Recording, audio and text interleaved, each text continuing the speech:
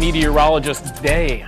Yeah, we'll have to talk about that with him when he comes in a little bit later for Ask Your Meteorologist. All right. But in the meantime, yes, go ahead. It's nearly time for dinner. Do you know what's for dinner? U of I Extension educator Leia Kedem is back with us, and she does know what's for dinner. So what are we whipping up today? Yes, today we're doing a healthier version of mac and cheese. Kind of a family favorite. Yes, it is definitely a family favorite at our house, but how do you make it healthier? Yeah. You know, okay, so it's American Heart Month, right?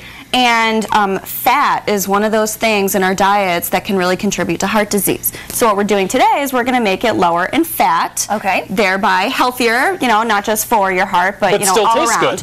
Yes, of course it's still going to taste good. Just because it's healthy doesn't mean it's not going to She has a reputation for never making anything bad. So I think that's that's good to know. In good shape here. So, all right, where do we start? All right, so what we're going to do is we're going to start by making our kind of our base. Okay, so we're not using a whole lot of fat. So normally recipes will have like cream or like heavier milk, whole milk. We're doing low-fat milk, skim milk actually.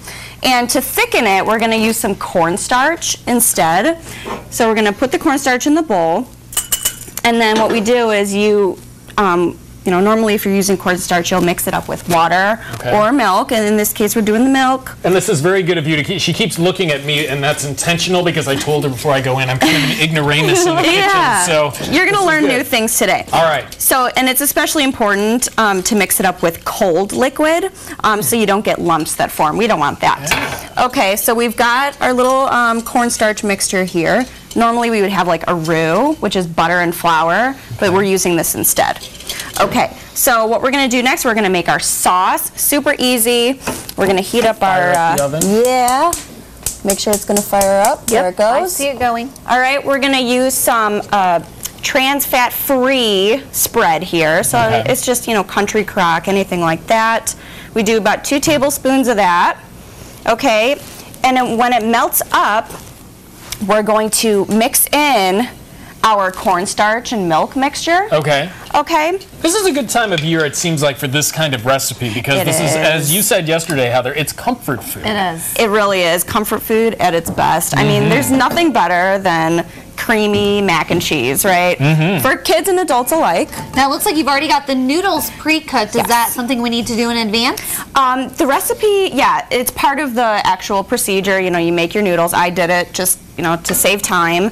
And what's really important is I'm actually using these fun Smart Taste noodles.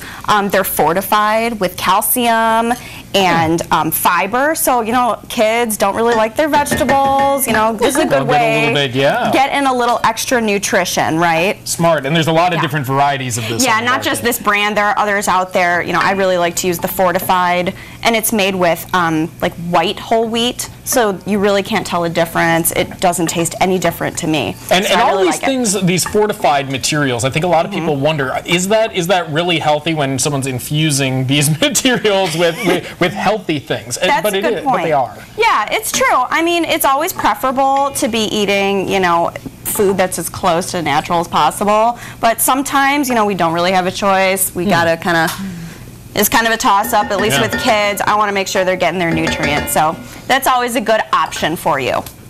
Okay, so we've got our butter, or excuse me, my margarine all melted up here. So we're going to mix in our kind of thickener. All right, and it'll start getting thick right away. Kind of the nature of cornstarch as it absorbs the liquid. And then we're going to do some evaporated skim milk, which you were asking me I was asking before. earlier, I was like, what is evaporated milk? What is it? Again, another ignorant question, but someone else out there doesn't know what it is. And exactly. There's no such thing as a dumb question, okay? Thank you. Basically, it's just milk. This is fat-free evaporated milk. Okay. And it's just had some of the liquid taken out of it. So you still got, you know, the protein and all the nutrients in there, but it's just a little bit thicker. Okay, a little more concentrated? Yes, more concentrated. So it's one more way we're going to make it thick, okay? Something really important to note is if you're using this, make sure you don't confuse it with sweetened condensed milk. That's really easy to do. They're right next to each other on the shelf. Not quite as healthy? No. I don't think that'll give you the taste you're going for. I don't think that'll taste very good in our mac and cheese. All right, Heather, if you could pass on the cheese here. Yep, we've got some low-fat cheese, mozzarella and sharp cheddar. Now, I find those kind of cheeses don't melt the same. That's true. You know, with the regular fat versions, they're going to melt better. But low fat is actually a pretty good compromise. You know, sometimes you see fat-free cheeses, and I really don't like those. They don't melt well at all, and I personally don't really like the flavor either. So there is that balance between you're trying to go for a fat reduction because you're being heart healthy, but at the same time, it's got to work with the recipe, and you want it to taste good. Absolutely. So our cheese is starting to melt here. So once the sauce is, you know, all cheesy and ready, we're going to mix it with the mac.